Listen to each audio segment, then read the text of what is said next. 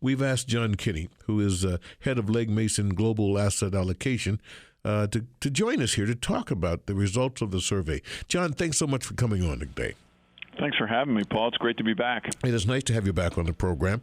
And I know we talked about the survey last year from a little different perspective. We talked about and I think we educated a lot of people, John, to what a 529 program is in terms of assisting and getting dollars together, savings for college. But tell me, once again, you focused on grandparents. I think we understand why, and I think I indicated that because grandparents are one of the major sources of funding for college educations.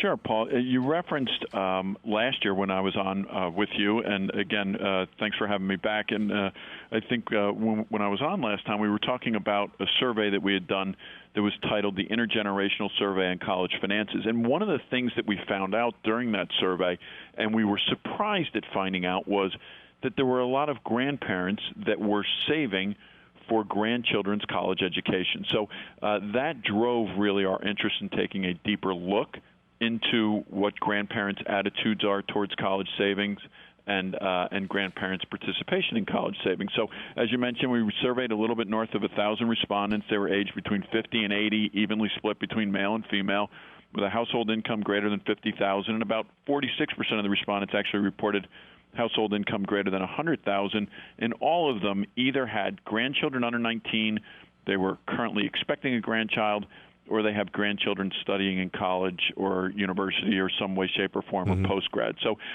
it was an interesting survey because we were able to learn a lot about what are grandparents doing from a college education perspective, how are they doing it, and why are they doing it? And so it was a very interesting study for us to do. Well, let's talk about the hows and whys. What was the most fascinating thing that you learned in this latest study? You know, the fascinating thing for me, and there were three main takeaways, Paul, which were, number one, grandparents are saving for college education, which is, to me, the most fascinating component. We can touch base on that. Number two, grandparents are actually using 529 plans, but generally probably not enough. And then last but not least, financial advisors are probably missing an opportunity to educate and help their clients a little bit more as it relates to college savings. So, but that number one takeaway for me relative to the survey was that grandparents are definitely saving for college education. Actually, 42.5% of the respondents to the survey actually indicated that they've either saved for or are saving for grandchildren's college education, and an additional 18 and change percent are actually planning on saving in the future. So that's a big number of grandparents that are actually saving for their grandkids' college educations. And why?